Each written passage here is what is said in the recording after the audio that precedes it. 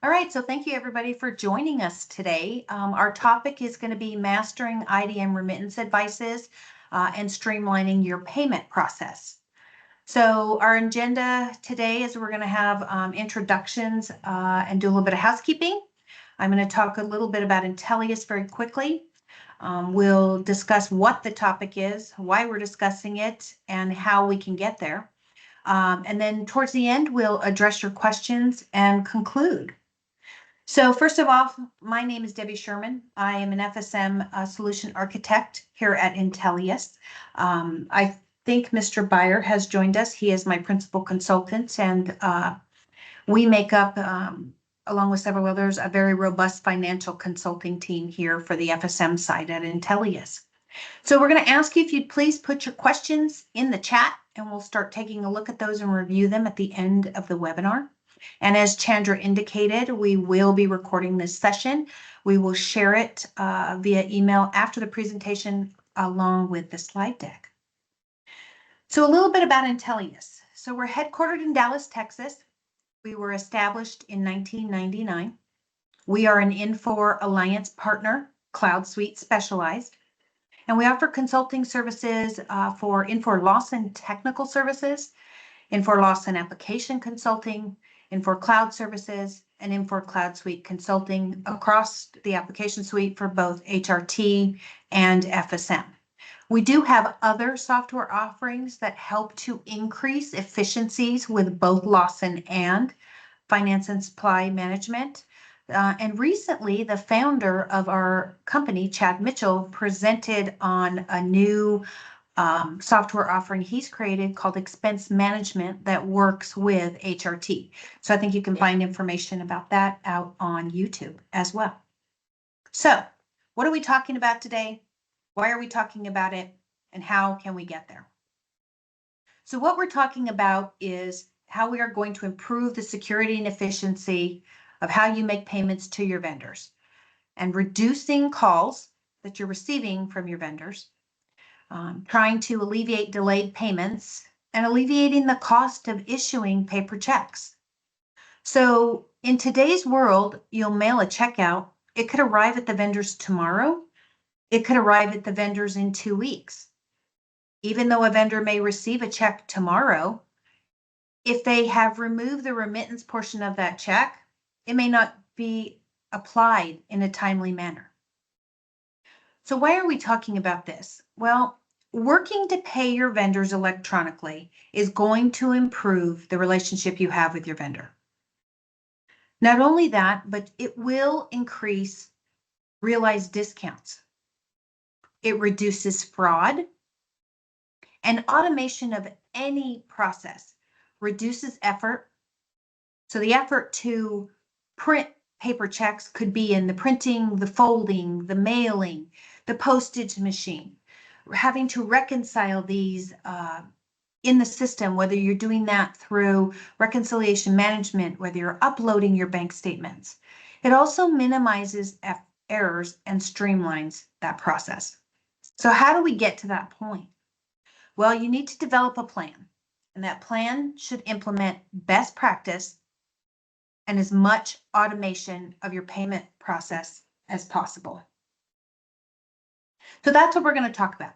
First, best practices. What common challenges occur during this process? How do we automate the process? And how do you develop a plan? So best practices. First thing out of the box, you want to develop a detailed ACH payment policy that addresses the initiation, the approval, execution, and oversight of the ACH payment process. Right? That policy should define responsibilities, assign the owners to the task or the process that needs to be completed, and clearly define what the expectations are. And then we want to define a segregation of duties, and I'll talk a little bit more about that. So, from a security perspective, what are best practices? Well, secure and cost-effective method for paying vendors is what an ACH is. It's a bank-to-bank transfer. No middlemen, no sending out a payment that can be opened, routing numbers can be taken off of it, accounts, etc. Right? So a transfer of a file from Infor FSM to the bank is usually done through a secure SFTP. That right off the top reduces your fraud risk. Back in the day, we used to use watermarks on the checks. We, issued positive pay files, etc. And all that goes away when you're doing ACHs, right? So transfer methods can be done in different manners, and it can be a different process from bank to bank. So Wells Fargo may have a different process than Bank of America. Some will utilize tokens for a security measure, others a secure authenticator, etc. Okay? So the other thing we want to do is require secure means to verify new or changed vendor banking information.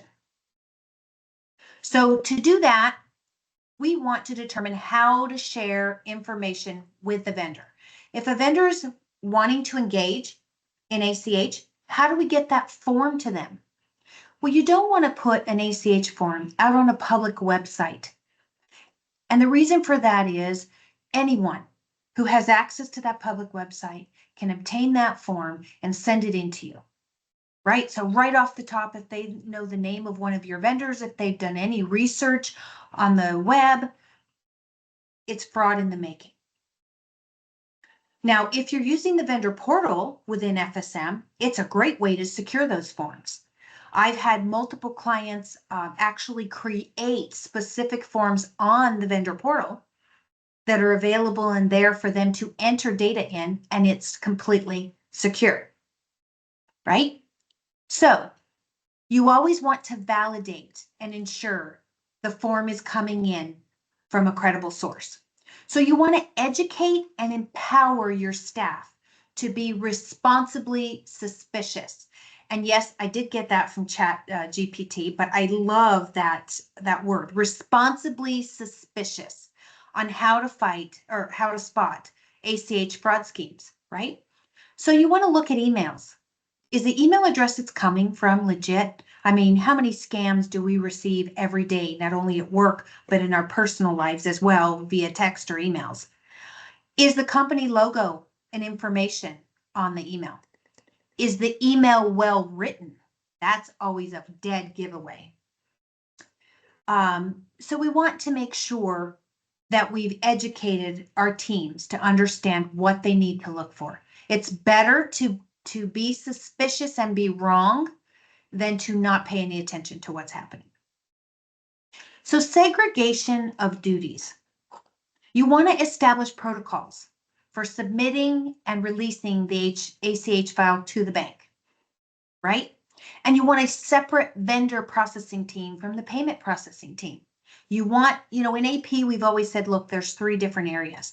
There's those who maintain the vendors, there's those who enter the invoices, and there's those who do the payment processing. So you always want to make sure when you have that segregation of duty, it's not always a good idea to have the same people doing vendor maintenance be on your check processing team. And sometimes that can be a challenge given the size of an organization. I was lucky enough that the organizations that I've worked for have been very large, and we had definite and separate teams for each of those processes. Not everyone can do that, so sometimes you've got to be creative. So when I say segregation of duties, some of the specific things I'm talking about are who's going to set up the vendors for ACH, who's going to take that form in, add that information into the system, right? And FSM does mask banking information if you don't have the proper security role to view it. So that's another great measure for security. Who's going to monitor the changes to the vendors by reviewing audit records? So when I was managing an AP department, I looked at those on a monthly basis and then again at the quarterly level. And we looked for specific things like changes to vendor information. Why? What was the documentation looking like? Because we knew at the end of the year, the auditors were going to be doing the same thing. Who's going to be the person who selects and runs those payments? And then who's going to approve them? and sign off or validate that the file was received by the bank. And then another great best practice is preparing your bank accounts for ACH payments. There's a lot of things you can do to prevent fraud. So one of the first things we like to do is we generally see that the AP account is usually a ZBA, or what we call a zero balance account. So that as checks clear, they're funded by a parent, but there's no cash in that account. So that's a great security measure when you're doing paper checks. So for ACH purposes, it's good to have a dedicated bank account for payables payments for ACH. This way you can block ACH transactions from other accounts to further prevent fraud. And then you can enable notifications either through an IPA process flow within FSM or the bank. Most of the bank websites, you can sign up for the notifications, similar to what you get when you have an issue with a check, when you have a reject. You know, if an individual has closed an account and you've sent a payment, you get a notification from the bank that the account has been closed. They almost always have the same type of notifications for ACH files that have been received. So those are some additional practices you can incorporate. From a payables perspective, you really want to streamline the onboarding of vendors who are engaging in ACH. Now, again, I talked about the vendor portal. I would say probably the vendor portal is like a 50-50. Some clients use it, others don't. It's a great tool that can be set up. And again, as I said, we've had many clients where we've created specific forms within that portal for various requirements. I talked about ACH, a lot of cybersecurity, that type of thing. You don't want those forms on a public-facing website. If you don't use a vendor portal, then you need to decide, how am I going to get these forms to my vendor, right? Are we going to send them via secure email? Are we going to send them a link? And that helps as well. Again, this improves vendor relations. The email notifications are automated, and pretty much these payments are real time. So when a payment goes out, in some cases in today's world with the technology that we have, vendors receive payment the same day. You know, back in the day, again, if we wanted a vendor to get a payment tomorrow or today, we had to meet a bank deadline. Things have changed so much, it's unbelievable how far we've come in that aspect. We also want to restrict access to ACH related forms to our own internal folks, right? There should only be a certain subset of individuals that have access to those forms, both the blank form as well as the forms you're receiving from the vendors.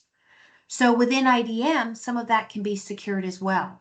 So if you're housing documents in like MHC can secure what they call drawers within their system to house documentation that they don't want others to see. So there's multiple ways to do that. You'll just have to look at what you're using for possibly OCR today, where are you housing imaging, etc., and determine how can you secure this information. Now, the information can be attached to the vendor, but you have to be careful. There has to be some additional customizations in order to make what is attached to the vendor secure. And then again, we want management involved. We want somebody auditing the process and the changes that are occurring on a regular basis.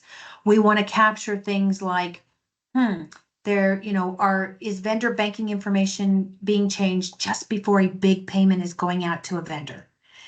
Things along those lines. And that's again where that education piece comes into play, right?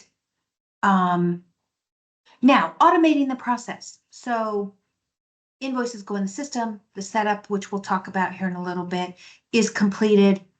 And an email goes out to a vendor saying, hey, we've sent out a payment for these invoices. Here's the detail, right? That's one way. Well, there's many different ways to get that information to the vendor. So you send the ACH file to the bank. There's different standard methods for delivering that payment application information. For instance, there's a not just standard addenda record that includes that invoice information within the file. It's separated by all different kinds of fields. It's a very standard mapping piece that we can assist with getting onto the ACH files. And then there's also the EDI 820 ANSI addenda records. So what happens with these is if you send out 820 ANSI addenda records, some organizations can ingest that information electronically and apply those payments immediately. So, a lot of our larger clients will do the 820s as well as the email notifications, because you can limit on a vendor whether or not you want to send an email notification to a vendor. All right, so what are the common challenges you face with getting this up and off the ground? Well, first of all, we have to talk about delayed payments. As I said earlier, you can mail a paper check. We don't know when it's going to get there. The remittance portion gets unattached from the check and nobody knows where to apply the payment, especially when we're talking about utilities, conferences, a lot of payroll deductions and garnishments, right? So because of that, these can result in late payments and in a lot of cases, late fees that the vendors will charge back to you. So again, ACH payments are almost real time, right? You can't get a payment any faster than that. And again, can be applied much more quickly. Again, utilizing ACH addenda records just further increases how quickly a vendor can apply that payment. And then what about all of the research we have to do because a vendor calls about a payment? We indicate it's been paid, we provide the check number, and they say they never got it. So the check was lost in the mail. We have to take the time to research that. We have to take the time to make sure it hasn't cleared. We have to void the check. Then we have to reinstate it. And now we're already 2 weeks late on payment, and we've got to mail it again, resulting in it being even later than before. And I think it's very important to open up negotiations with your vendor. It surprises me still to this day that many vendors and many organizations are not utilizing ACH, either completely or at a very, very small amount. So many times vendors don't want to receive payments electronically, but you can work with them, right? So if a vendor is reluctant to participate, there are a lot of different things you can do to persuade them. So one of the first things you can do is negotiate terms with them. Tell them if you go to an ACH, we'll give you net 20 instead of net 30. You can also flip that on them and say, all right, we have a new internal policy. If you do not want to hop on that ACH bandwagon, then any of our vendors who do not participate in the ACH program are going to 45 or 60-day terms. Now, if you do not have a contract with that vendor, there's not a whole lot they can do about it. But I'll be honest, if you are not a large organization and you don't have a lot of leverage with a vendor, that may not be the best approach for you. But if you do have that leverage, it'll work a lot of the times and they'll hop on the bandwagon. Just like for you, the cost of printing that check, they also have to pay for the cost to process it. And ACHs are generally much less expensive than issuing a paper check. Another thing you can do is consider sole source vendors for those that do wish to participate. You can tell a vendor, look, if you'll participate in ACH, let's talk office supplies. We will absolutely do our very best to make sure office supplies are only purchased from you. A lot of larger healthcare organizations do that with medical supplies. So that's always a good thing. Again, that may depend on the volume that you have with the vendors and how large your organization is. So the other thing is vendors will come back and say, well, you remit to us to 5 different places and we don't want one remit to have ACH and not the other. That's not a good excuse. The systems can support that. Every remit can have a different bank account. And again, we can email the remittance advices so they have that information immediately. And if they have the ability, to take the file from the bank and use the NACHA addenda records, or they have the ability to ingest an 820 ANSI file, then better for them. So the other thing you have to think about, and especially in today's world with any project you're looking at, is time and resources, right? This isn't something that's going to be implemented overnight. I've done it, I think, probably almost everywhere I've worked. We've started from scratch. It takes time. You've got to communicate to your vendors. It's a process, right? From start to finish. So it's not something that's going to happen overnight. It takes time, but I believe that the return on investment for this process is definitely worth it. Checks have to be printed. In some cases, you throw them through a folder. Some of you may not even know that there, used to be this fancy machine. You put your checks in and it came out and folded it. And, once a week, the check folder broke. So we had to call in somebody. You run it through a postage meter and then you mail them. So not always a good thing. And let's talk about cost. I have to tell you, I was very surprised. I was doing some research on the web and looking at different surveys for how much it's costing organizations to process a paper check today. The average check is $6, and that's just taking into consideration the check paper itself, the envelopes to print it, the stamp that has to go on it, the bank fees associated with it. But if you take into consideration labor to do some of these tasks, the median for that was $26 a check. That astounded me. I've worked for organizations that we process 2 million invoices annually. And when I left that organization, we were at about 78% ACH, which is why many payroll departments are forcing their employees to do ACH. The cost is ridiculous. When you have a large organization that has 20,000 employees, even $6 a check is a lot of money. And then from a payables perspective, you really have to look at that paper check, right? Paper checks are absolutely less secure than an electronic payment. You're sending out a piece of paper that has a routing number and a banking account number on it. Those can be used for all kinds of things. And I don't believe I've ever worked in an AP department where we didn't have to deal with fraud. And we've had some pretty smart people who've created or done the fraud themselves. And then you have to look at, especially in today's world, what is the environmental impact of all these paper checks everywhere, right? So this reduces that as well. All right, so you know what the pros and cons are, you know what it's going to take, you know what we have to do. So how do we get this moving? Well, there's some things you have to do within the system. So you have to configure FSM for ACH. And even if you're a Lawson client, same thing, right? So you have to have the cash account that you want to create the ACH payment from. You've got to have a unique bank transaction code dedicated to ACH payments. Many people call them ePay, ACH, EFT, all different kinds of things. Doesn't matter what it is, but you have to have it. And I apologize, I have the hiccups all of a sudden. Then you have to create that cash payment format. And it differs from one for a paper check, right? You have to configure the options. You've got to set up email information and, of course, attach an IDM template for your ACH remittance advices. Then from the payables perspective, you've got to get your vendor participation, right?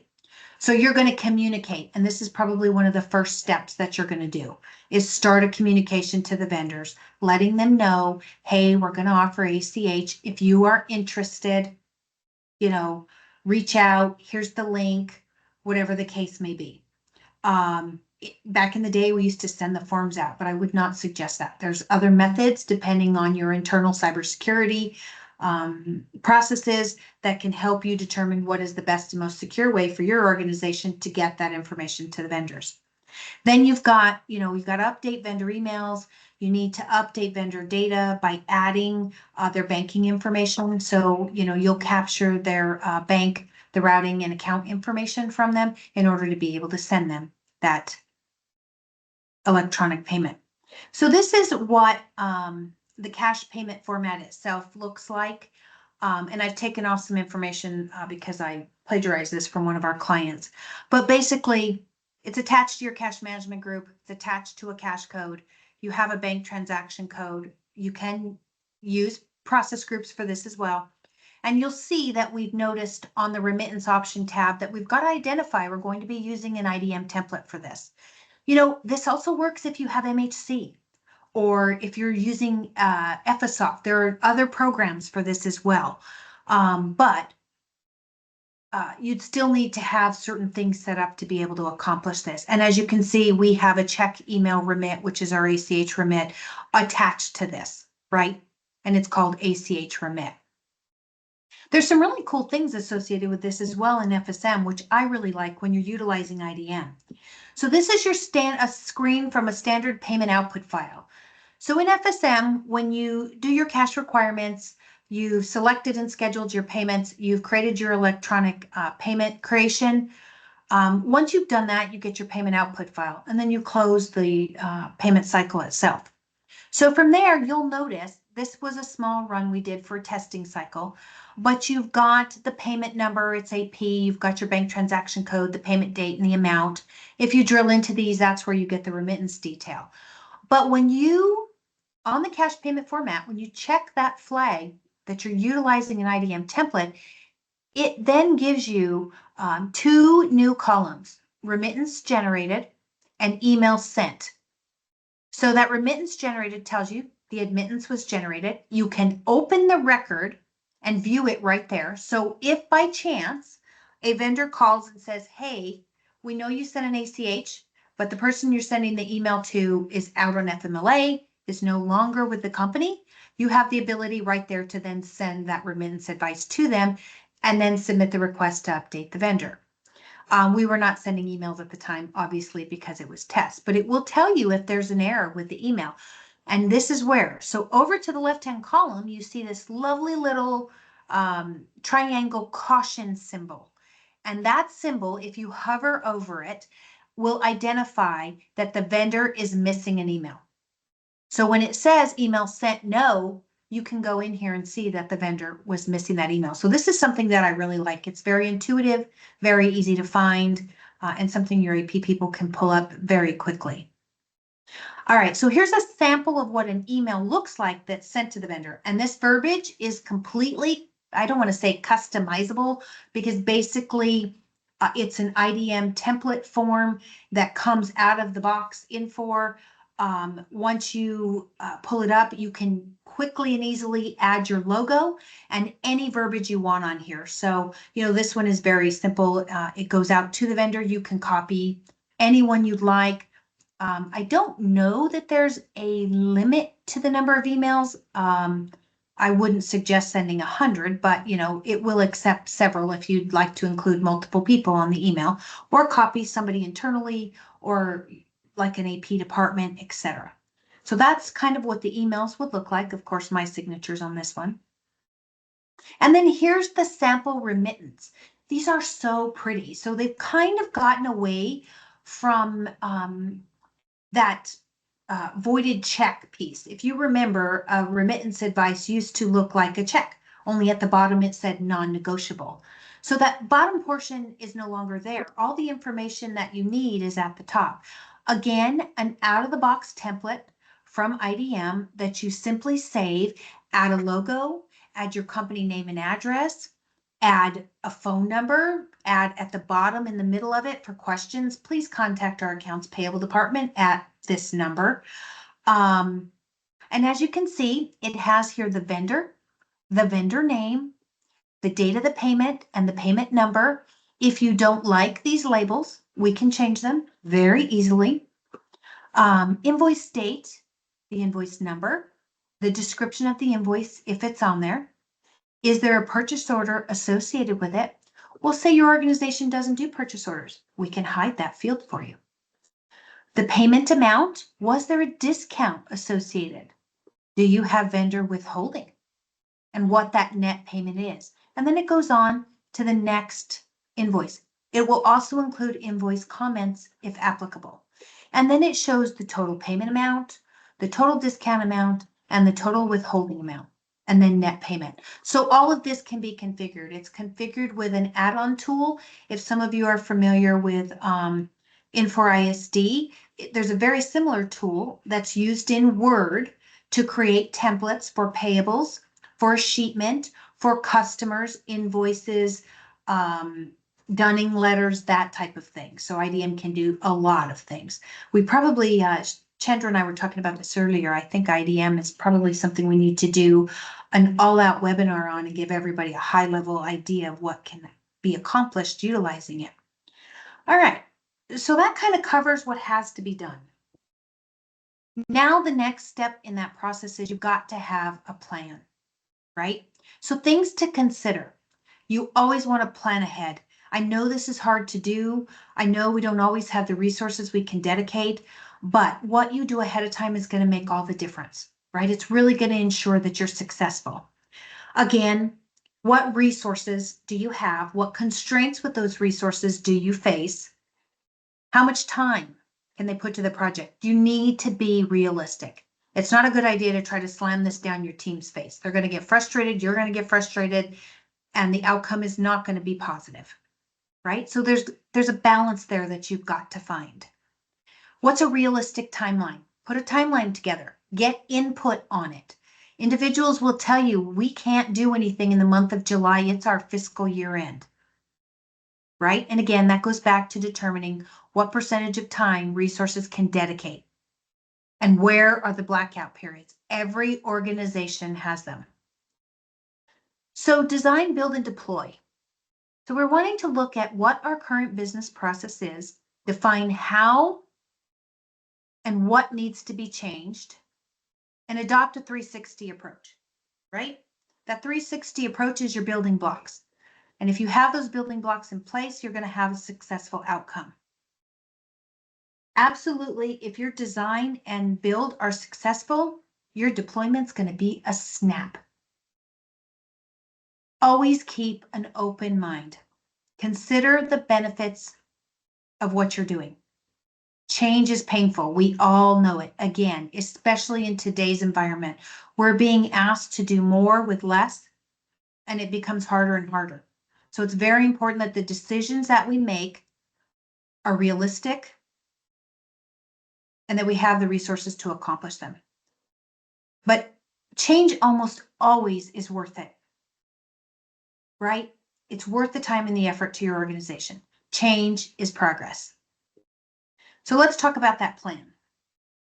You're going to define your roadmap, determine what that work effort is, what's the implementation going to look like, start to finish. Identify every task, so a project plan. Create that ACH payment policy. That's the first and most important thing because that's going to drive the rest of the project. Engage your bank. The earlier you engage your bank in this process, the better. We tell our clients that all the time. The banks take time to get SFTPs set up, to get test sites set up. They have schedules, and it may take you 3 months to get on the schedule and get regular meetings on the books with them so you all understand the progress that you're making. If new accounts have to be opened up for this, that has to be done. Then they need a test site for the account, right? Then they need to assign testers to assist. Then they have to have, in most cases, 48 to 72 hours to test a file once you've sent it. And I guarantee there'll always be little changes to it. All right, and you'd be surprised. We've done some incredible things with some of these ACH files. Wells Fargo's been a great partner in that. So is TD Bank, that they have some really great opportunities for individuals to send information in a specific field within the NACHA record that identifies a check must be pulled and sent back to a site. Also, most of the banks today are also offering services. So beyond ACH, there's a lot of things that you want to get your bank involved with. You want to communicate the changes internally. I know we all have faced this, right? We send out emails letting people know change is coming. They're going out on a regular basis. You're keeping them up to date. And there's always those individuals at the end who said, I never knew this was coming. But it's important to communicate those changes internally. And then start communications to vendors. Again, something you can never do too early. Compose some type of communication that lays it all out. We're offering ACH. If you choose to participate, these are the benefits we'll provide, that are provided. If you do not wish to participate, we're going to change your terms possibly. So devise that, work with your communication team, your change management team to get that done. Then of course you've got to configure your FSM test environment to start. Make the configurations to cache to the vendors and create that IDM template that you're going to use for testing. You're going to want to do multiple iterations of testing, multiple. Start with a small pilot group, expand it out to a different set of users. Get everyone involved so they understand what the process is doing for you. And then put into place a cutover plan. What are you going to do at the time you're ready to put this into production? These are the steps that we need to follow and validate to ensure we have everything in place to begin this new process. You want to identify target dates. So again, you're going to want to spread them out to ensure success, to ensure you have ample time to perform each task, and that the resources who are assigned to those tasks are available and can realistically get them done. Then you're going to assign those resources and assign the tasks. And at that point, you're ready to go. So at any point that you decide you want to do this, please, we're happy to answer questions, even if you're doing this with MHC, etc. Or if you decide this is a road you want to take, reach out to us. We're happy to help you implement this at any point in time. And I think on here on the deck, we've got both mine and Mike's information, as well as Chandra, who's our Director of Business Development, and our Senior Director of Services, my boss, Allison Hoffman. So, questions? Yes, so let me go back up here to the questions. Yes, Lawson can do addenda records as well. I'll tell you that it's funny. Infor, whether you're in Lawson or FSM, does have an out-of-the-box ACH file. I have yet to see it meet any bank requirements or the standard NACHA. I think it's kind of funny. From a Wells Fargo's perspective and a JP Morgan Chase, and I apologize, there may be additional. I have not worked on a customized file since last fall, but Wells Fargo and JP Morgan Chase have a new process through the EDI outbound translation programs that actually will format the 820 ANSI. So keep that in mind as well. That is out of the box. There's some setup, I think a trading partner you have to set up for Wells Fargo or JP Morgan. And then there's one other piece. I apologize off the top of my head. I forget what it is. I do have some documentation on it though. So if you're interested, let me know. And they may have engaged some other banks as well. From a Lawson perspective, the payment output files can be translated to addenda records as well. Generally, the NACHA addenda records have to be modified some, Michelle, in order to meet your specific bank requirements. So one thing I should have put on here, and I realize I forgot now, is reach out to your bank. They'll have a spec on what their ACH file requirements are. And they generally will have different ones. Within the same spec, they'll usually lay out the general file requirements. If you're uploading to the bank website itself versus actually creating a file and sending it through an SFTP, they'll have the NACHA requirements. They'll have the requirements for 820 ANSI as well. And Paul, you're absolutely right. I will put that on my list and we'll do an IDM overall functionality at a high level just to kind of give you an idea of what it can do, because it is pretty amazing. And then some of you may be aware that Infor is kind of moving away from Effisoft and going towards what they're calling RPA. And that's part, I think, of the Velocity suite. But that's their new OCR as well that works with Infor Document Management to house and do OCR. So there's all kinds of great things coming we can talk about from that perspective. So other than that, I do not see any other questions. So I think, let's see. So Cat, in FSM, can the notcha file be modified to insert the invoice number instead of the payment addenda comment? So the invoice number is a standard field in the notcha addenda records. So absolutely the answer to that question is yes. And there are additional fields on an addenda record that you can put all kinds of information in. So there's standard fields that are required specific to things like what is the check number, what is the check amount, what is the invoice number, a description, but then there's fields that are kind of wildcard fields or user-defined fields, so to speak, that you can put additional information in as well. So again, we're happy to help. If you're interested in doing something like this, you can always reach out to Chandra and we can start a conversation about it. Any other questions? And if I didn't answer your question well enough, please let me know. I can elaborate. And we will be posting a recording of this webinar on our YouTube page and mailing it out to everybody or emailing it out to everybody who registered. So you can rewatch, share, do what you need to there. Thanks, Joe. All right. And you all are very welcome. Thank you, Have everyone. a wonderful rest of your week. Bye.